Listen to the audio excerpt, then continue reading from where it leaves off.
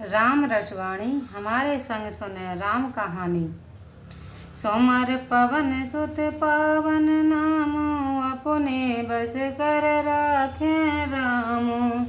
Somer पवन सुत पावन नामो, अपने बस कर राखे रामो। सुन नारद के बचन तब सब कर मिटा विषाद। छन माहु व्याप्यों सकल पुर घर घर यह संवाद। सोमर पवन सुत पावन नामो, अपने बस कर राखे राम। तब नारद जी का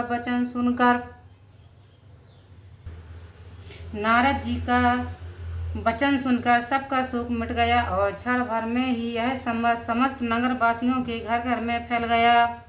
तब मैं नाहे में बंतु आनंदे, पुन पुन पार्वती पद बंदे।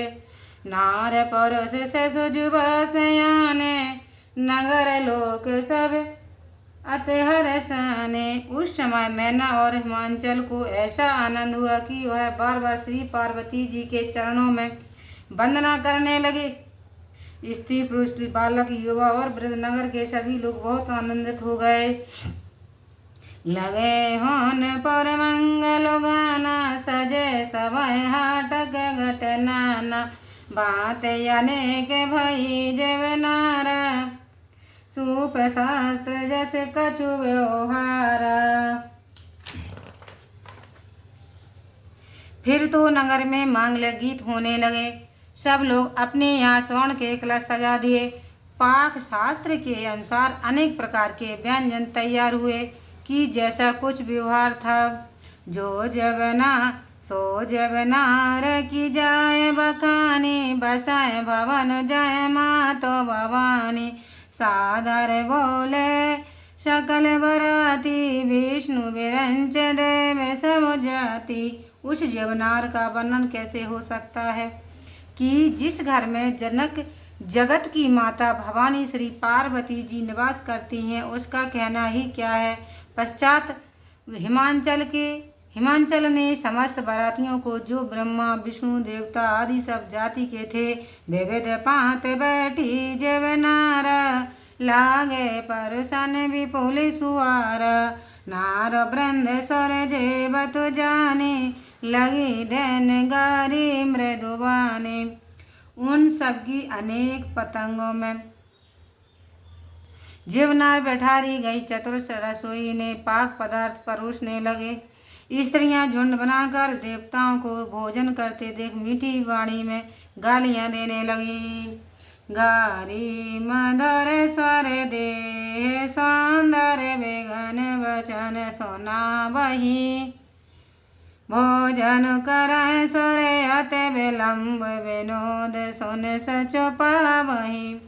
जेवत जो बड़ो आनंद, सो मुख कोट न होना परे कहो। अचवान दीने पान गवने, बास जह जाको रहो।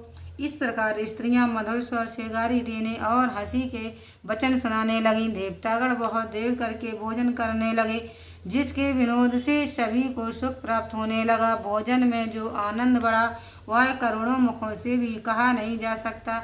फिर सबको अचवाकर पान दिया गया और जिनका जहाँ बस स्थान था वहाँ को चले गए। सोमर पवन सुत पावन नामु, अपने बस कर राखे राम। बाहर मुनि है अम्बंत कहूँ, लगन सुनाई आए। समय बेलो की विभाय कर, पटाए देव बुलाए। सोमर पवन सुत पावन नामो, अपने बस कर राखे राम। फिर मुनियों ने आकर हेमंत को लगन का मुहूर्त सुनाया। तब विवाह का समय देखकर समस्त देवताओं को बुलवा भेजा गया। बोल सकल सुर सादर लीने, समय जथोचित आसन जी। दीने बेदी वेद विधान सवारी, सुभंग सुमंगल गावै गारी। इस प्रकार सब देवताओं को आदर पूर्वक बुलाकर सबको यथा युग आसन दिया गया और वेद विधान अनुसार वेदी को सजाया गया। सुंदर स्त्रियां सुमंगल गीत गाने लगी।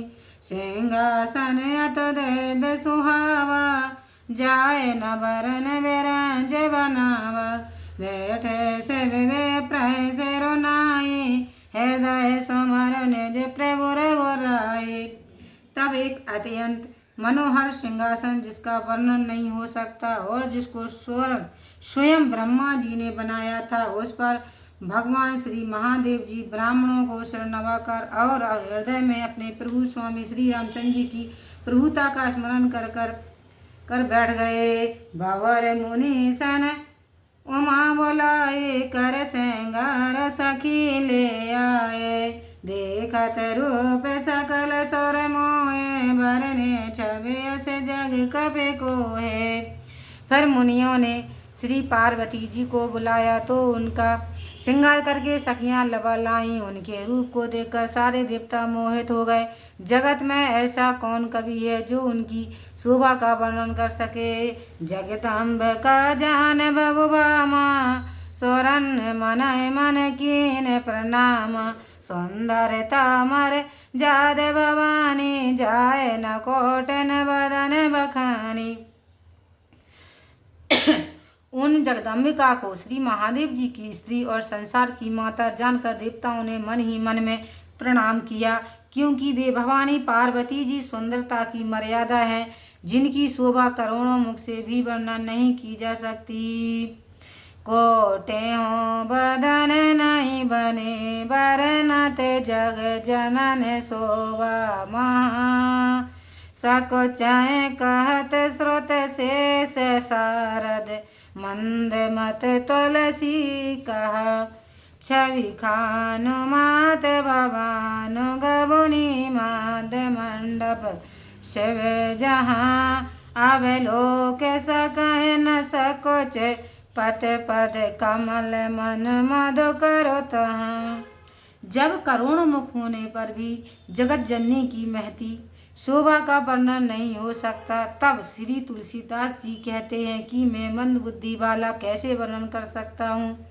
उनकी शोभा वर्णन तो वेद शेषनाग और सरस्वती भी नहीं, सरस्वती करते सक जाते हैं। जब शोभा की खान माता भवानी उस मंडप के बीच में पहुंची जहां श्री महादेव जी विराजमान थे, तब संकोच के बस वे अपने पति के चरण बिंदों को नहीं देख सकती थीं, किंतु उनका मन रूपी भंवर वहीं लगा हुआ था। सोमर पवन सुत पावन नामू, अपने बस कर राखे रामू, मुनि अनुशासन गणपतये, पूजो शंभु भवानी, को सुन संशय करे जन, सौर्य अनादि जिये जान, सोमर पवन सुत पावन नामो, अपने बस कर राखे राम। पश्चात मुनियों के आज्ञा देने पर शिव भवानी ने श्री गणेश जी का पूजन किया। इसे सुनकर कोई संशय न करे, क्योंकि गणेश जी अनादिकाल के देवता हैं।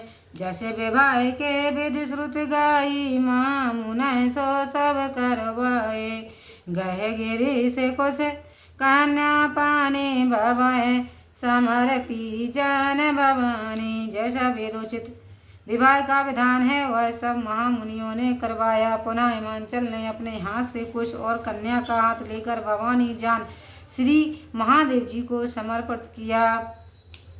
पान ग्रहण जब कीन महेशा, हिये हर से तब सकल सुरेशा, वेद मंत्र मुनि भर उच्चराई, जय जय जय शंकर सुर करहीं।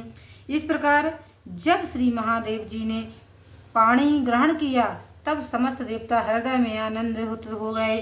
श्रेष्ठ मुनि वेद मंत्र का उच्चारण करने लगे और देवता लोग शिव जी की जय जय जय जय करने लगे।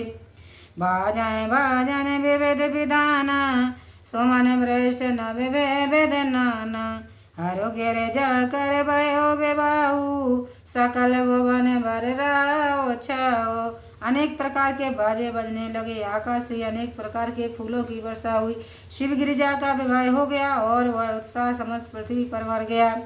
दासी दास तोर रथ नागा देन बसन मन बसत तु विमाना अन्य कनक भाजन भर जाना दाहे दीन न जाए बखाना।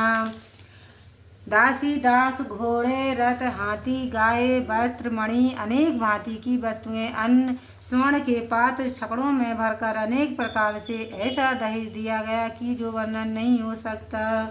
दाहेज दियो बहु बात पन कर जोरे में बोधर कहो कादेव पूरन काम शंकर चरण पंकज गए रहो।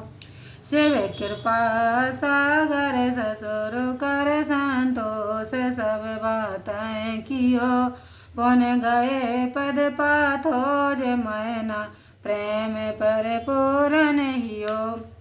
इस प्रकार अनेक भांति से दहेज दे हिमांचल ने हाथ जोड़कर कहा, हे महादेव जी आप पूर्ण काम हो, आपको क्या दूं। ऐसा कहकर चरण कमल पकड़ लिए। तब कृपा के सागर श्री महादेव जी ने अपने ससुर को सब प्रकार से संतुष्ट किया। फिर अपने पूर्ण आनंतरिक प्रेम से मैना ने शिव जी के कमल पकड़ कर कहा, सुमर पवन सुत पावन नामू अपने बस कर राखे रामू नाते उमा मम प्राण समग्रह के ने करेऊ क्षम्यो सकल अपराध अब होए प्रसन्न वरुदेव। सुमर पवन सुत पावन नामी पवन नाम अपने बस कर राखे राम। हे नाथ यह पार्वती मेरे प्राणों के समान प्रिय है, सो इसे अपनी दासी बनाए और आपकी महिमा न जानकर जो कुछ मैंने अनजान में कहा हो अब मेरे उस सब अपराधों को क्षमा कीजिए। उसके लिए कृपा करके प्रसन्नता पूर्वक मुझे वरदान दीजिए।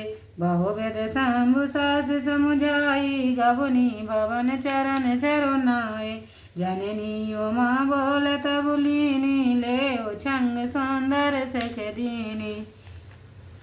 तब महादेव जी ने अनेक भांति से अपनी सास को समझाया और वह उनके चरणों में सिर नवाकर घर में चली गई। तब माता ने पार्वती को बुलाकर गोदी में लेकर यह शिक्षा दी, करेऊ सदा शंकर पद पूजा नार धर्म पद दे न दूजा वचन कहत भरे लोचन बारी बावर लाए और लेन कुमारी। हे बेटी सर्वदा श्री महादेव जी के चरण कमलों की पूजा करना, क्योंकि स्त्रियों के लिए पति से बढ़कर दूसरा देवता नहीं है। ऐसा कहते हुए नेत्रों में जल भर गए लाई और फिर कुमारी को छाती से लगा ली और कहने लगी, कते वेद सुसृजी नार जब माई पराधीन सपने सुख नाई भेयत प्रेम विगल मातारी धीरज कीन कुसुमाए बेचारे।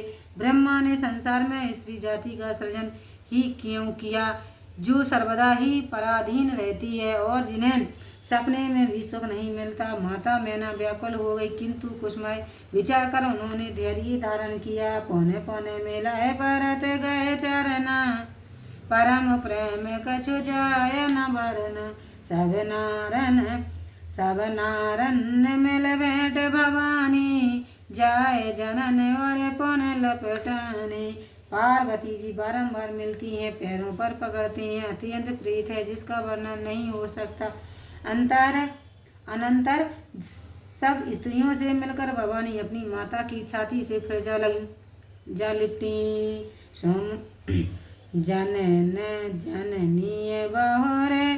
जननी बहोरे मिल चली उचित आशीष सब काऊ दई फेरे बेलोकत मात तन तब सखी ले शिव पै गई। जाचक सकल संतोष शंकर उमा सहित भवन चले सब अमरो हर से सुमन बरस निशान नभ बाजे भले। इस प्रकार माता से मिलकर पार्वती जी चली। सबने उचित आशीर्वाद दिया, परंतु यह फिर माता की ओर देखती जा रही थी। सब सखियां उनको लेकर श्री महादेव जी के पास गईं। पश्चात संपूर्ण याचकों को संतुष्ट करके श्री महादेव जी उमा के साथ अपने स्थान कैलाश को चल पड़े। उस काल में समस्त देवता हर्षित हो आकाश से पुष्प वर्षा करने लगे। सोमवार पवन सुत पावन नामु अपने बस कर राखे रामू। चले संग हेमवंत तब पहुँचा वन तिहेत। विविध बात पर तो से कर वेदा कीन वृषुकेत। सोमर पवन सुत पावन नामु अपने बस कर राखे रामू। तब पहुंचाने के लिए हिमांचल अत्यंत प्रेम पूर्वक महादेव जी के साथ चले। कुछ दूर जाने पर वृषकेतु महादेव जी ने उनको संतुष्ट करके विदा कर दिया। लखन सिया राम चंद्र शंकर हरि ओम जय जय सिया राम। संकट मोचन कृपा निधान जय जय सीताराम। सियावर रामचंद्र की जय।